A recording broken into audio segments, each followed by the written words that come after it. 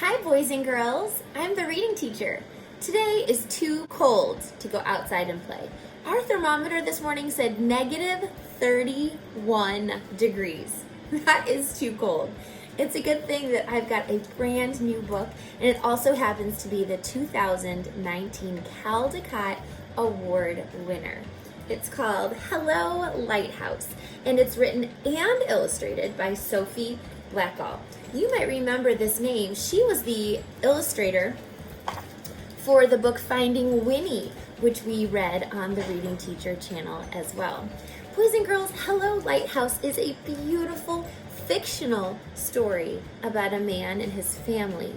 And it's called a lighthouse because this used to be the house where the light keeper would live. It was his home. In fact, take a look. It was tiny and it was very circular, but this is where the lighthouse keeper would live. Here you see the main character and he's painting the inside of his lighthouse. He had a lot of painting to do. The wind and the rain really chipped this paint on the outside of the lighthouse a lot.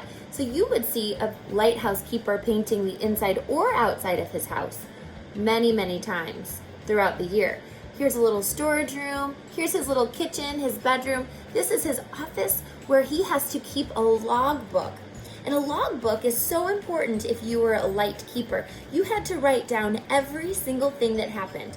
Every ship you saw, every storm that went by, you would write it down in your logbook because you really didn't have any other way of communicating what was happening except writing it down. Nobody could come get to you if you lived in this lighthouse, except if they were on a ship.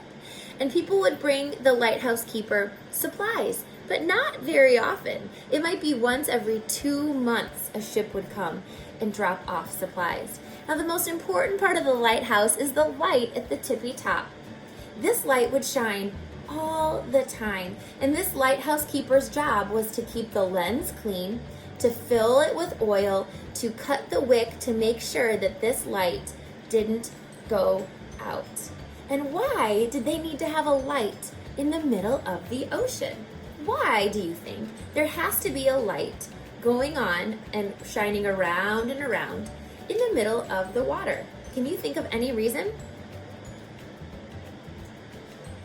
It's so important because the sailors that were on the water, that were sailing the ocean, really needed to be warned if there were rocks ahead or if there was a big piece of land jutting out.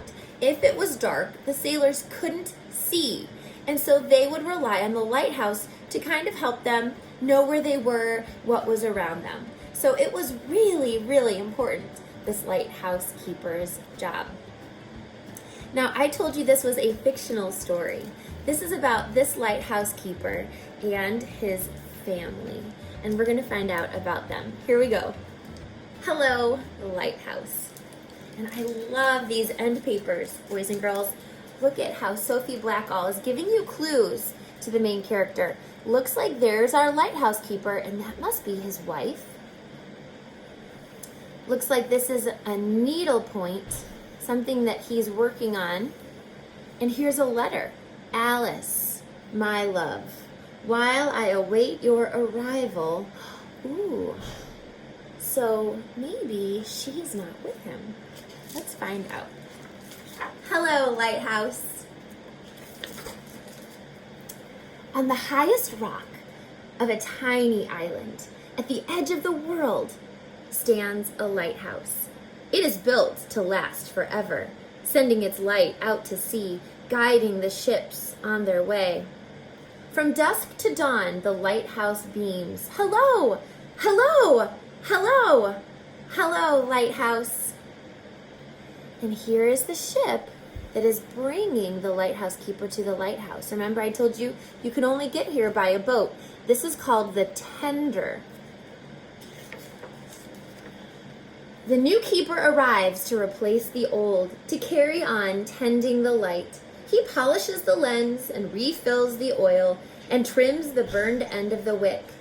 Throughout the night, he winds the clockwork that keeps the lamp in motion. During the day, he gives the round rooms a fresh coat of sea green paint. He writes in the logbook and threads his needle and listens to the gathering wind.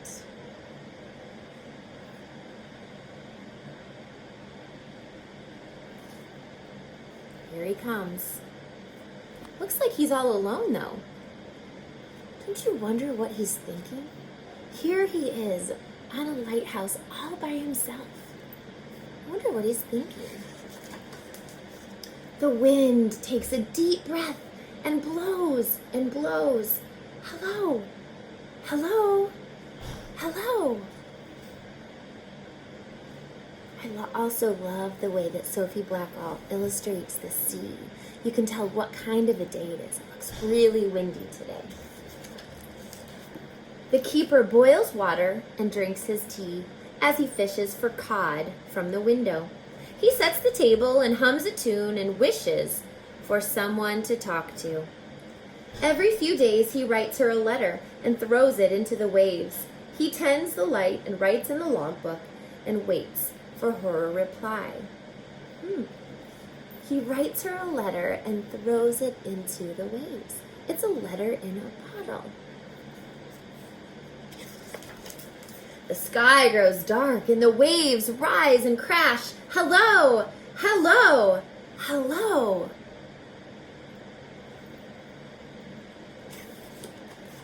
The keeper looks through his telescope. The tender arrives, bringing oil and flour and pork and beans and his wife. He shows her around the round rooms of their house.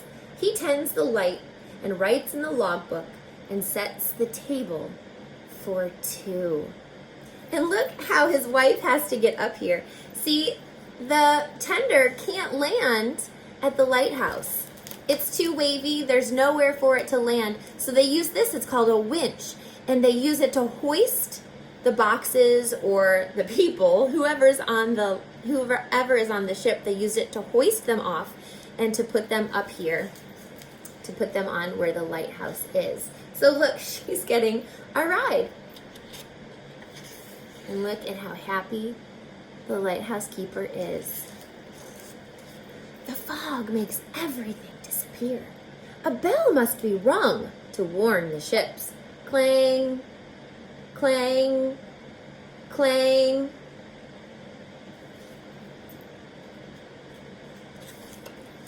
One thick night, disaster strikes.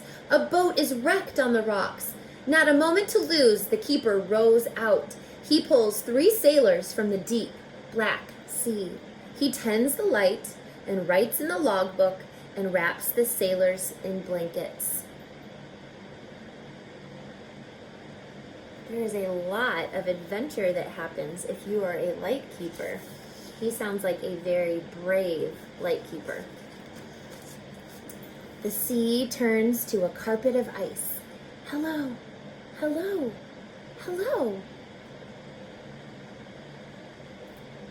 So time is passing. You can see the passage of time through the changing of the seasons, can't you?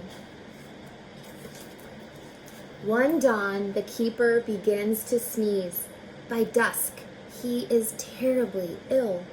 His wife is everywhere, all at once, running up and down spiral stairs. She tends the light and feeds him broth and chips ice off the lantern room windows. She sits by his side and writes in the logbook the minute his fever breaks.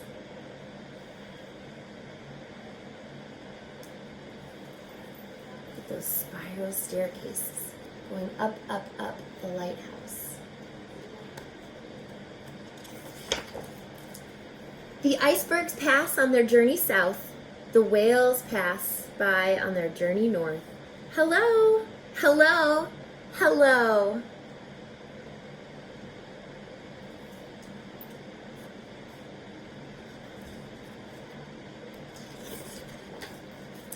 Inside the lighthouse, the woman walks around and around the room. Her husband boils water and helps her breathe in and out.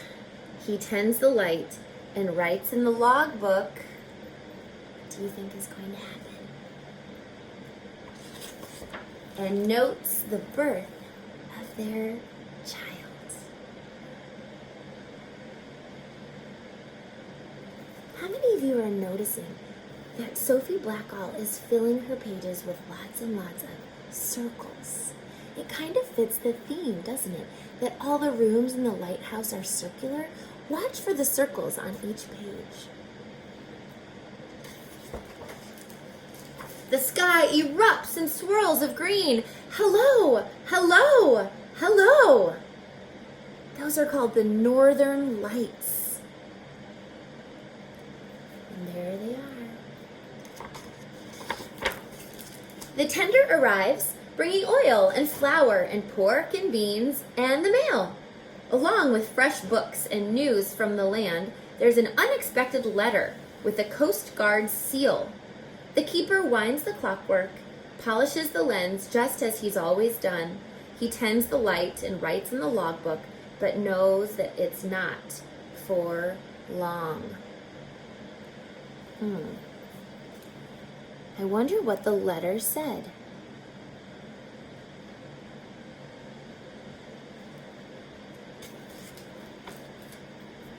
Together they watch the horizon.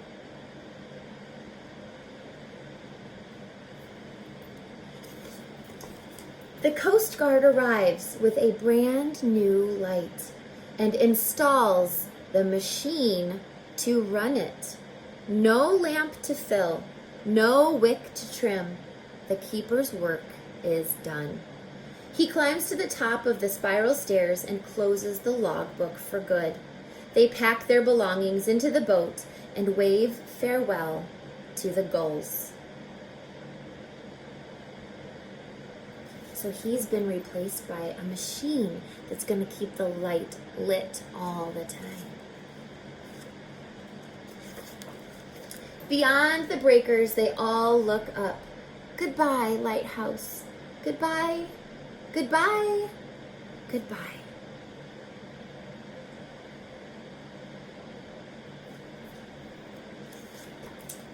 On the highest rock of a tiny island at the edge of the world stands a lighthouse.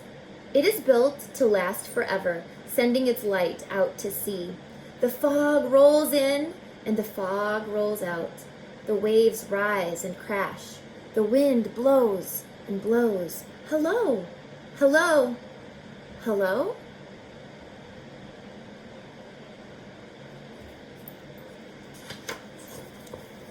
Over the waves, across the bay, a light on the land beams back. Hello, hello, hello, hello, lighthouse. Who do you think is living in that house?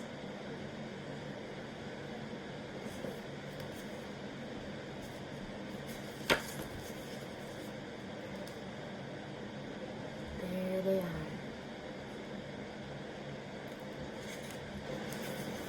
And at the end of the story, Sophie Blackall gives us some facts about lighthouses. And she tells us where she got the idea for this lighthouse book and all the interesting things she's learned from researching lighthouses. I have seen a lot of lighthouses. I actually toured one in Montauk, New York this past summer. And it's so interesting to go up inside of a lighthouse. And I encourage you, if you are nearby a lighthouse, to take a tour and go see the inside and climb those spiral staircases all the way to the top. And look out and see the view that these light keepers had. It sounds like such an interesting job. Interesting, maybe lonely at times, but certainly fun to be able to have a lighthouse that was all your own. Boys and girls, I hope you loved that story by Sophie Blackall, and I hope that you are staying warm on this really cold day. Thank you for letting me share this book with you. I'll see you soon.